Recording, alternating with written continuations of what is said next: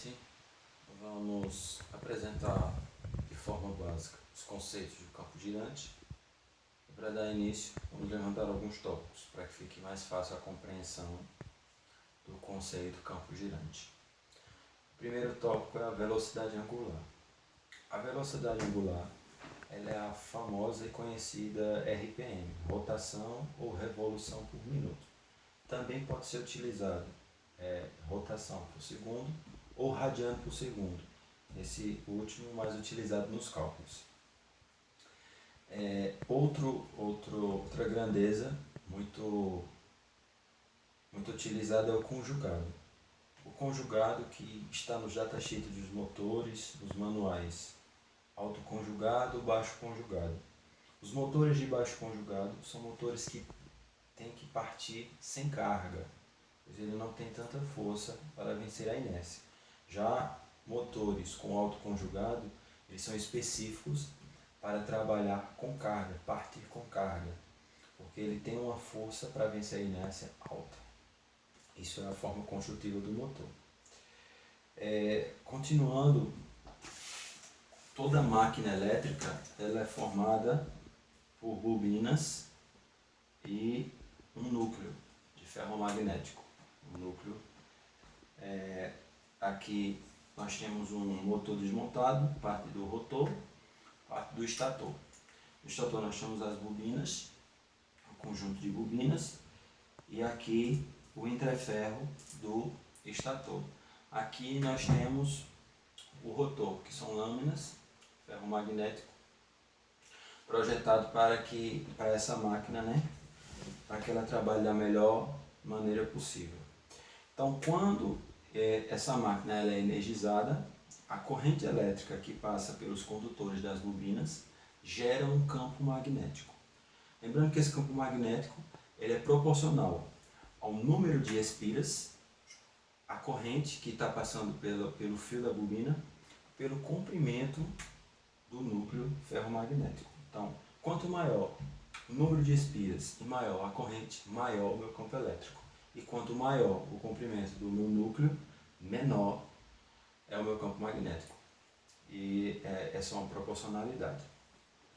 Avançando com o campo magnético, nós temos a densidade de fluxo magnético, que é nada mais nada menos a permeabilidade do material do núcleo multiplicado pelo campo magnético. Aí nós temos a densidade do campo, densidade do fluxo magnético.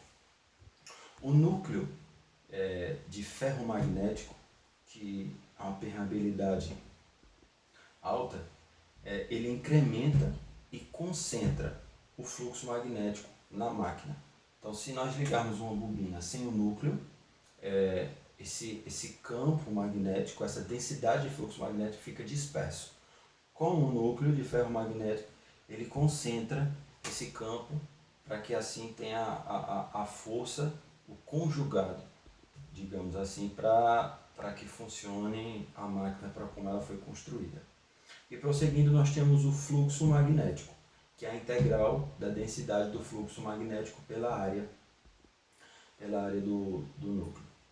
Então, isso mais ou menos é a parte básica para que a gente entenda como funciona uma máquina elétrica. Aqui nós temos um motor e por conta do núcleo de ferromagnético que está aqui concentrando o campo magnético, mas ainda ele não consegue comportar todo o campo, então ainda todo o fluxo, e ainda tem uma pequena parte, apesar de praticamente nessa situação ser insignificante, mas uma pequena parte do fluxo vai para o lado externo do núcleo, que aí nós chamamos o fluxo de dispersão. É um fluxo que não tem como se aproveitar, é um fluxo desperdiçado, mas que ele existe mesmo com um núcleo ferromagnético que aumenta a eficiência.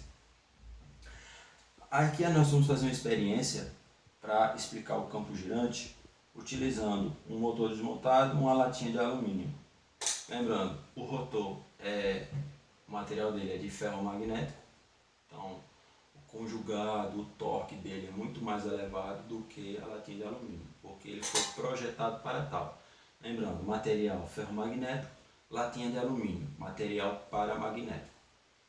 Então, vocês vão ver aqui, sem nenhuma ligação elétrica, o campo magnético, a densidade do fluxo magnético atuando uma força na latinha de alumínio. Bom, campo girante. Uma corrente alimentando a bobina gera um campo magnético e, consequentemente, vai gerar uma densidade de fluxo magnético e um fluxo magnético. Com isso, aqui nós temos linhas de força. Imagine linhas de força passando por fora e por dentro. Aqui, nesse sentido, ele vai criar esse campo giratório, né, magnético. Da seguinte maneira: imagine que essa parte de cima seja o polo norte, parte de baixo, polo sul, num dado instante. E num determinado momento posterior, seja ao contrário. Onde é sul, vira norte, onde é o norte, vira sul. E isso 60 vezes por segundo na frequência da nossa rede elétrica.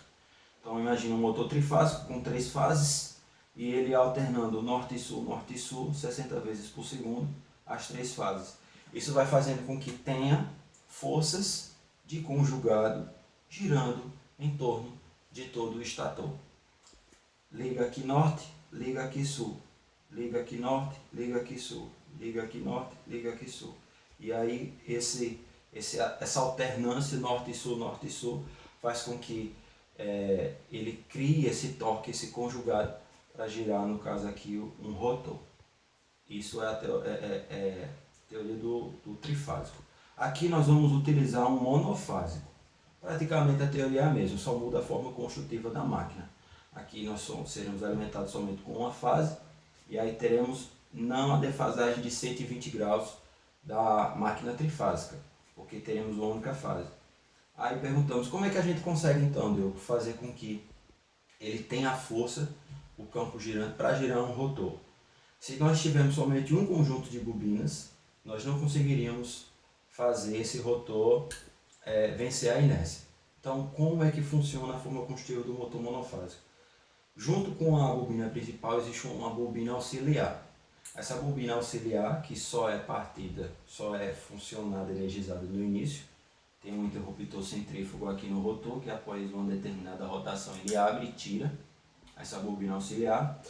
Ele faz com que simule uma segunda fase dentro do motor, defasada em 90 graus com a bobina principal. E aí consegue vencer a inércia, né, do rotor, e após uma determinada rotação a bobina auxiliar sai e fica somente a bobina principal. Mas praticamente o campo girante ele vai permanecer funcionando normalmente após vencer a inércia. Então a gente vai fazer o experimento agora usando uma latinha de alumínio, material paramagnético. Aqui é só uma latinha de alumínio, um fio de cobre, simulando um eixo. A gente vai ligar aqui rapidinho para vocês entenderem. Não tem nada no meio aqui, certo? Ó, não tem nada no meio. E aí, quando eu ligar aqui o estator, vocês vão ver corrente elétrica. Não vão ver a corrente elétrica, né? Vai ver o efeito da corrente elétrica nas bobinas, gerando um campo magnético atuando numa latinha de alumínio, certo? Então, vamos lá.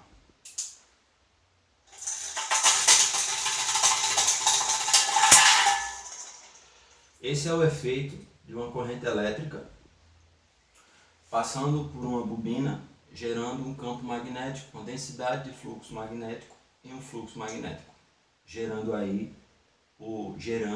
o campo girante. Esse é um conceito básico, uma explicação básica, mas que com uma forma prática aqui deu para entender mais ou menos como é que funciona quando injetamos uma corrente num conjunto de bobinas, que é o princípio da máquina elétrica.